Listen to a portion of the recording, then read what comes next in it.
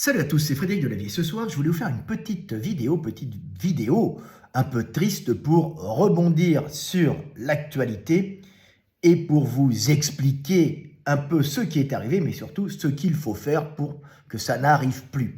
Alors, vous avez tous vu passer une vidéo d'un homme de 55 ans qui n'est pas un bodybuilder professionnel, mais qui est un type qui s'entraîne relativement correctement, qui avait 80 kilos sur sa barre de développé couché, en développé couché libre, ça se passait au Brésil, et la barre lui a échappé des mains, elle lui est tombée sur la poitrine, et il a fait, à la suite de ce coup sur la poitrine, un arrêt cardiaque. Alors, c'est pas quelque chose de fréquent non plus, mais c'est quelque chose qui est connu, un coup fort sur la poitrine peut générer un arrêt cardiaque. Et ensuite, la mort de l'individu s'il n'y a pas de massage cardiaque ou s'il n'y a pas de défibrillateur dans le coin.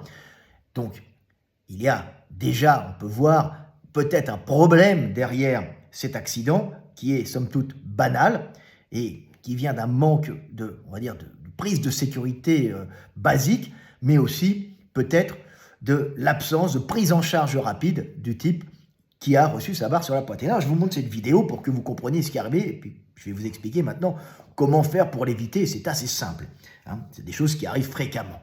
Alors, je vais vous montrer la vidéo. La vidéo est ici, et on va vous la passer. Voilà, hop.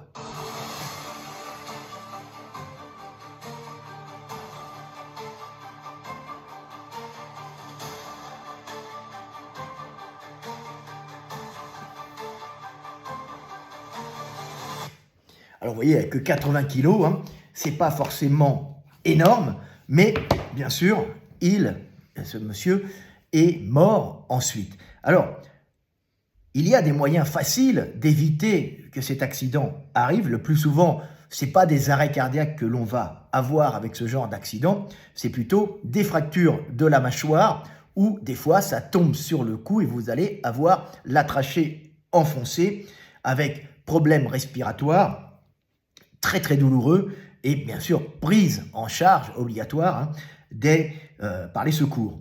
Alors c'est connu, on avait passé avec Michael D. Gundil sur nos réseaux sociaux l'histoire d'un type, c'était connu, hein, qui était mort en ayant pris une barre très lourde, hein, un bodybuilder américain, sur la face, et il avait eu toute la face enfoncée et il était mort dans son garage gym chez lui aux USA, tout seul. Alors, je vous montre un peu parce que nous, on l'explique depuis des années. Il y a plus de 30 ans, j'avais passé des articles dans Le Monde du Muscle, à l'époque où il n'y avait pas encore de réseaux sociaux, hein, donc c'était un temps que les moins de 20 ans ne peuvent pas connaître, hein, et ayant moi-même assisté à de nombreux accidents, et puis je faisais du powerlifting, j'avais mis en garde les gens dans mes fiches techniques et ensuite je l'ai mis dans mes livres.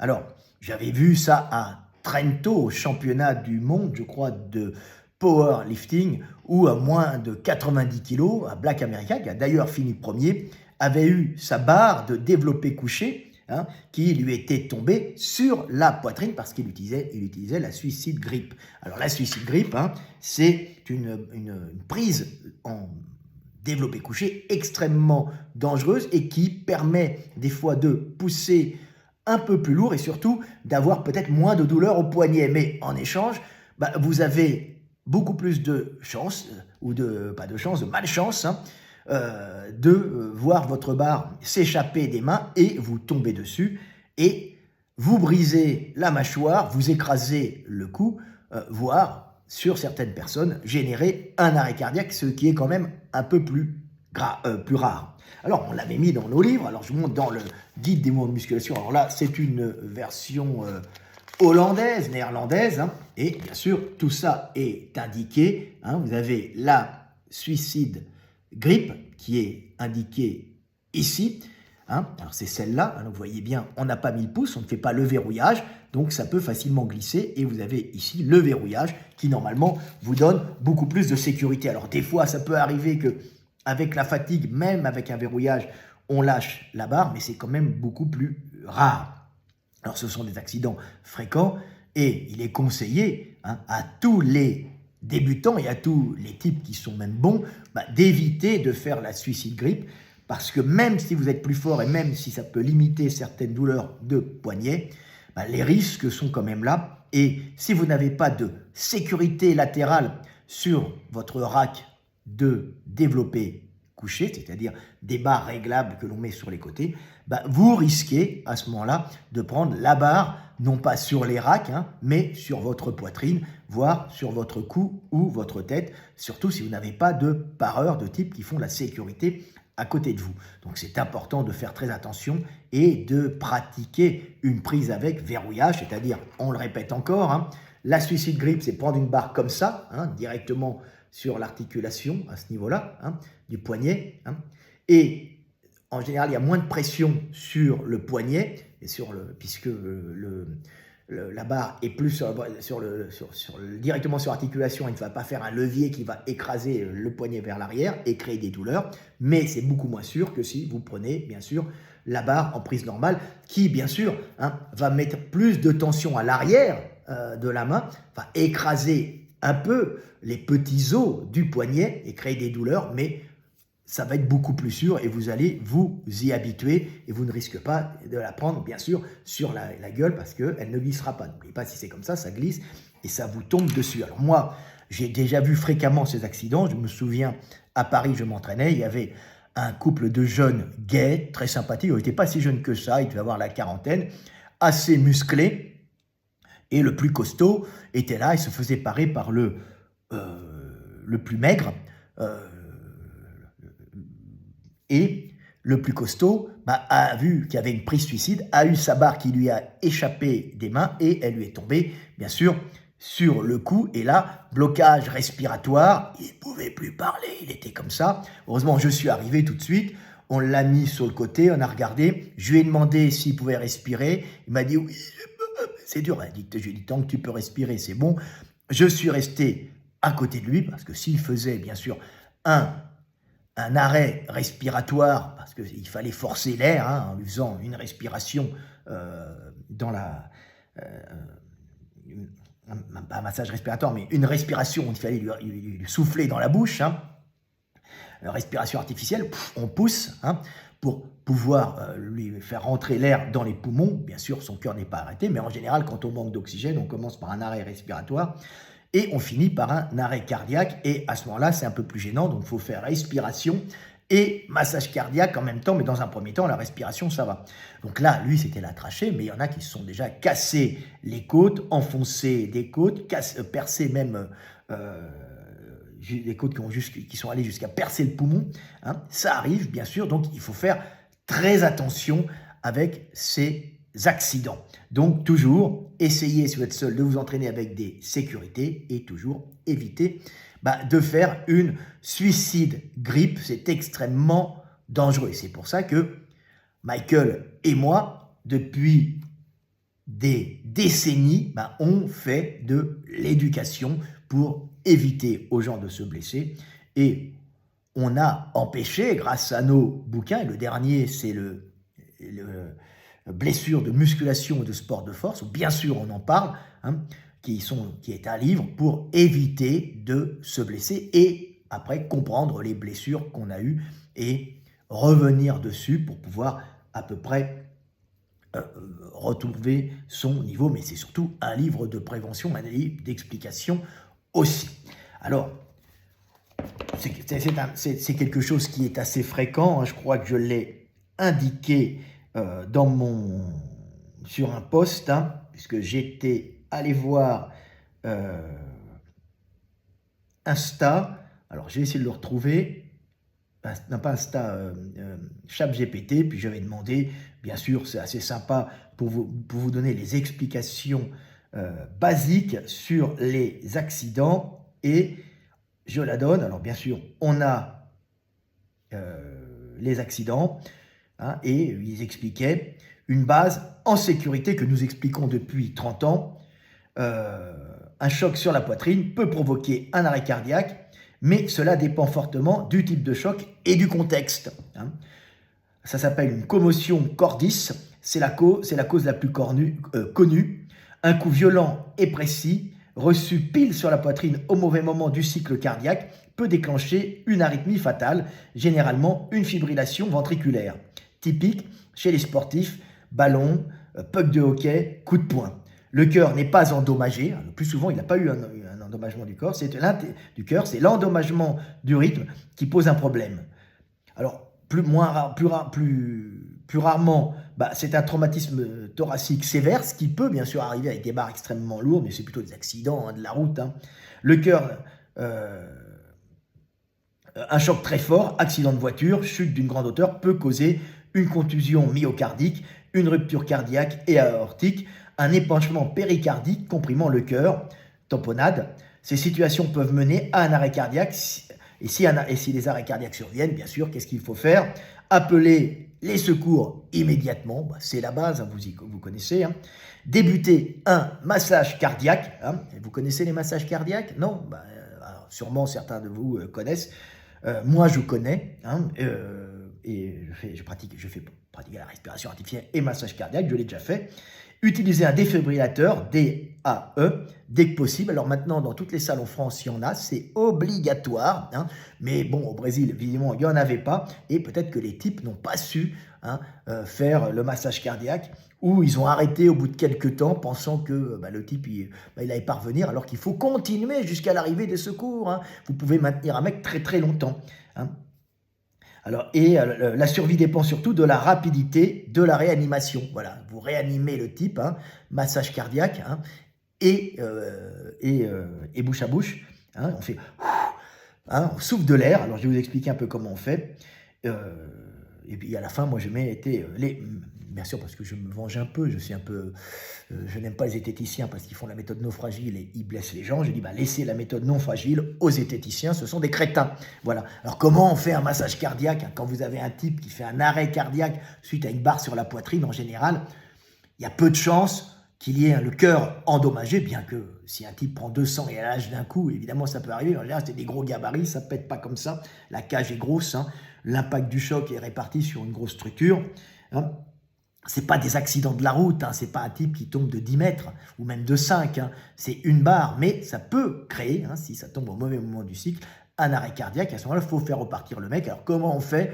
On le met sur le dos, on lui met la tête légèrement en arrière pour lui dégager les voies respiratoires, et à ce moment-là, on lui souffle de l'air dans la poitrine. Alors ça, c'est pas le massage cardiaque, hop, on fait un bouche à bouche, bien sûr. Il peut avoir des maladies et tout ce que vous voulez, ça peut paraître un peu dégoûtant. Moi, ça me dégoûtait un peu quand je le fais. Mais on lui souffle de l'air dans la poitrine. Et alors moi, je suis encore à l'ancienne méthode. Je me souviens plus de la nouvelle. Mais je faisais 5 pulsations très fortes sur la poitrine. Donc 1, 2, 3, 4, 5 à ce niveau-là. Vous mettez sur le côté. N'hésitez pas à vous appuyer bien fort. Des fois, il y a des côtes qui cassent chez des mamies. Mais ça, c'est quand vous avez un arrêt cardiaque d'une mamie dans la rue. Mais sur un sportif, il y a moins de risques. Et on fait 1, 2, 3, 4, 5. N'hésitez pas. Et ensuite, vous soufflez dans la bouche en lui ayant dégagé la langue et les voies respiratoires. Vous lui bouchez le nez, hop, et vous soufflez. En vérité, c'est un truc très basique qui permettra de sauver le type qui ne va pas mourir, même s'il a pris sa barre sur la poitrine. Ça peut arriver, donc on évite comme ça à mort, et c'est très facile à faire. Alors, j'entends que les mecs, vous me corrigerez, la nouvelle méthode, c'est pas tout à fait ça, mais je m'en bats un peu les boules, puisque déjà celle-là, elle fonctionne très bien, et elle m'a permis de sauver la vie d'un type. Je me souviens une fois, je vous raconte un peu ma vie, parce que c'est marrant, c'est anecdotique. J'étais dans un resto, je crois que c'était un Flunch à l'époque, Flunch, je ne sais pas si ça existe encore, avec des amis à la fin de la séance de musculation, et il y a un tox qui était avec sa copine, c'était la grande époque des tox à Paris, et qui vient de nous faire un arrêt respiratoire et cardiaque en même temps. Alors il tombe, il devient tout violet, et là on regarde, on prend son pouls. Alors moi je me lève tout de suite, puisque j'ai la base, donc les faibles, les malades et les drogués, j'ai rien contre, contrairement à ce que dit la tronche en biais, cette petite merde, cet enculé, qui fait des vidéos en disant la haine des malades, des faibles et des femmes. Non, moi je sauve les gens, j'héberge les cancéreux en phase terminale chez moi, dans ma maison. Je ne suis pas ce qu'il dit, c'est une putain de merde de con. hein. Alors, je vous explique un peu. Donc, on a pris le type. Sa copine était là, j'ai demandé, il a pris de la drogue, ouais, arrêt respiratoire, il avait plus de pouls, bien sûr, c'est pas évident de prendre le pouls non plus, hein. On le prend ici, en général, hein. Là, regardez, là, les petites artères, là, à cet endroit-là, hein. Et si vous prenez avec le pouce, vous ne pouvez pas parce qu'il y a des artères dans le pouce. Bon, vous vérifierez, donc je prends le pouls, on regarde, plus rien. Comme il était tox, j'avais un peu peur d'attraper le DAS, comme on disait à l'époque, c'était la grande peur du DAS à l'époque. Maintenant, j'en aurais rien à foutre, ça passe pas tant que ça dans la bouche, hein. Mais bon, on peut avoir d'autres maladies. Donc je lui mets la tête en arrière, sa copine lui dit tu souffles dedans, et moi j'ai fait les 5 pulsations, elle souffle, 5 pulsations. On l'a tenu un quart d'heure, le garçon, hein, et il est reparti, les pompiers sont arrivés, lui ont mis de l'oxygène, et il est reparti sur ses 2 pattes. Donc après un arrêt respiratoire, arrêt cardiaque, le tox, il est reparti vivant en marchant, hein, puisqu'il avait fait bien sûr un arrêt respiratoire suite à un problème d'intoxication à l'héroïne, où la dose était sûrement trop forte, je ne sais pas, il était en mauvais état. Donc, vous voyez que on peut sauver les gens et que tout le monde devrait faire ça et que tout le monde devrait passer son diplôme de secouriste. De secouriste, ça devrait être obligatoire. Je crois que ça devrait être obligatoire à l'école maintenant. Ça sauve des gens. Alors, moi, dans les petites histoires, ça m'est déjà arrivé de me prendre une barre sur la gueule, puisque comme j'étais plus fort en prise suicide, j'en faisais quand je faisais du power, jusqu'au jour où en faisant du serré, ma barre, elle m'a échappé, heureusement que d'une main, et j'ai pris, je devais avoir, pas très lourd, mais je fais du coucher serré, j'ai pris mes 100 kilos à moitié dans la gueule, j'ai eu un gros bleu, hein, j'ai la mâchoire un peu déplacée, heureusement, j'avais des réflexes de judo, puisque je pratiquais le judo aussi, et ça m'est juste tombé là, j'ai serré le cou, et j'ai pris, on va dire, la barre à pleine vitesse sur la mâchoire, mais la mâchoire qui était contre la poitrine, hein, donc j'ai évité quand même l'accident grave, et depuis, je me dis, je ne vais plus faire de prise suicide, c'est trop dangereux, et je vais même militer contre la prise suicide, hein, pour éviter aux gens de se blesser. Et j'ai dû éviter comme ça, par mes livres qui ont été vendus à plus de 5 millions d'exemplaires, j'ai dû éviter au moins plusieurs dizaines de morts, puisque j'indique, hein, dans le monde, donc je suis un bienfaiteur quelque part, hein, rien à voir à côté de Fleming ou Semmelweis, hein, mais quand même, j'ai participé à une petite amélioration du monde en évitant des dizaines de morts inutiles. Voilà, c'était une petite vidéo pour vous parler de ça. Et avec Laroc, avec lequel je fais des machines et des bancs, nous mettons sur tous les bancs que nous faisons des sécurités latérales pour éviter les accidents qu'on peut régler en hauteur, ce qui permet de vous les mettre à peu près au niveau de la cage, comme ça le choc n'est pas trop fort si ça rate, hein, ou si vous ne montez plus la barre, ou si elle vous échappe des mains, et comme ça, vous ne m'aurez pas écrasé si vous êtes tout seul sous une barre, et le choc sera moins fort, hein, puisque ce sera amorti par les sécurités latérales. Alors, c'est des sécurités latérales qui n'étaient pas sur tous les bancs, qui devraient être obligatoires dans toutes les salles de gym, bien sûr. Hein, je milite un peu pour ça sur mes vidéos, vous en avez vu, hein, où je dis qu'il faut absolument rendre obligatoire dans toutes les salles, normalement, les sécurités latérales sur les bancs pour éviter les accidents graves. Et Laroc et moi, avec qui je travaille, nous faisons tout le temps, nous mettons tout le temps sur nos bancs de belles sécurités, pas uniquement sur nos bancs de powerlifting, mais aussi sur nos bancs classiques, hein. Et il faut savoir que cette invention, hein, des sécurités latérales, c'est une invention des powerlifters, hein. C'est les powerlifters qui ont généralisé ça, parce que les barres étaient tellement énormes en compétition que des fois les pareurs ne pouvaient pas protéger le type, tenir la barre, hein, des fois ça échappe, et donc il y a ces sécurités qui évitent les accidents graves, hein, et qui évitent un enfoncement trop important de la cage thoracique, mais le choc est quand même là, et le type peut faire un arrêt cardiaque, mais c'est relativement rare, hein. Le monsieur n'a pas eu de chance, et il n'a pas eu de chance parce que la barre lui a échappé avec sa suicide grippe, 2, il n'a pas eu de chance parce que c'est tombé au mauvais moment du cycle, et il a fait un arrêt cardiaque, ce il aurait pu s'en sortir, hein, puisque c'était pas bien grave, il n'y a pas visiblement pas de destruction interne.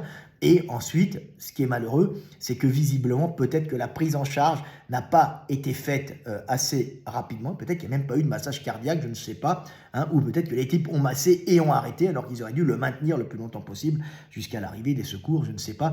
Mais en tout cas, ça aurait pu, en tout cas, être évité. Voilà, petite vidéo du soir, espoir, pour vous parler un peu de musculation, pour vous dire que, vous voyez, hein, eh ben, c'est dans nos livres, tout ça, hein, c'est dans nos livres de musculation depuis plus de 30 ans, les gars. Hein. Et faites attention, prenez soin de vous et surtout, restez en vie et paix sur terre, mes frères et sœurs.